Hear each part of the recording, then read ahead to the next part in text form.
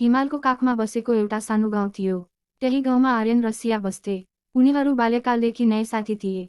सँगै विद्यालय जान्थे, खुलामा ढुङ्गा फालेर खेल्थे, अनि डाँडाको टुप्पोमा बसेर साँझको सूर्यास्त हेर्थे। समय बित्दै गयो, मित्रता बिस्तारै मायामा बदलियो, तर कसैले कसैलाई आफ्नो मनको कुरा भन्न सकेनन्। एक दिन आर्यन उच्च शिक्षाका लागि काठमाडौँ जाने भयो। जानुअघि उसले सियालाई एउटा चिठी लेख्यो। सिया, म तिमीलाई धेरै माया गर्छु। फर्केर आएपछि तिमीलाई जीवनभर साथ दिने वाचा गर्छु। तर त्यो चिठी सियासम्म कहिल्यै पुग्न सकेन। बाटोमै हरायो। सियाले आर्यन किन केही नभनी गएको होला भनेर धेरै दिनसम्म प्रतीक्षा गरिरही। उसलाई लाग्यो, सायद आर्यनले उसलाई साथीभन्दा बढी कहिल्यै सम्झेन। काठमाडौँ पुगेपछि आर्यन दिनरात मेहनत गर्न थाल्यो। पढाइ सकियो, जागिर पनि राम्रो मिल्यो। तर उसको मन भने गाउँमै थियो। उसले धेरै पटक फोन गर्ने प्रयास गर्यो, तर गाउँमा नेटवर्कको समस्या थियो। सम्पर्क हुन सकेन। उता सिया गाउँमै शिक्षक बनिन्।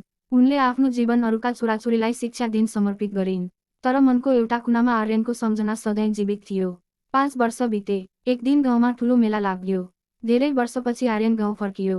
गाउँ पहिलेभन्दा धेरै परिवर्तन भइसकेको थियो, तर उसको मनमा रहेको सियाको मुस्कान भने उस्तै थियो। मेलाको भिडमा अचानक उनीहरूको आँखा जुग्ल्यो। दुवै केही क्षण बोल्नै सकेनन्। सियाले हल्का मुस्कुराउँदै भनिन्, यति धेरै वर्षपछि सम्झना आयो। आर्यनले गहिरो सास फेर्यो। मैले त कहिल्यै बिर्सेको थिइनँ।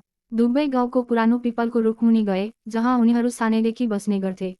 आर्यनले रोक्दियो, मैले दिएको चिठी तिमीले पायौ। सिया छक्क परिन्। कुन चिठी? त्यतिबेला आर्यनलाई सबै कुरा बुझियो। चिठी हराएको रहेछ। उसले आफ्नो झोलाबाट पुरानो डायरी निकाल्यो। त्यसमा उसले सियाका लागि लेखेका 100 शब्द थिए। उसले डायरी सियालाई दिँदै भन्यो, यी सबै वर्ष मैले तिमीलाई नै सम्झिएँ। सियाको आँखाबाट आँहे झर्यो। उनले भनिन्, म पनि तिमीलाई नै पर्खिरहेकी थिएँ। त्यही बेला गाउँका एक वृद्धले उनीहरूलाई एउटा पुरानो चिठी दिए।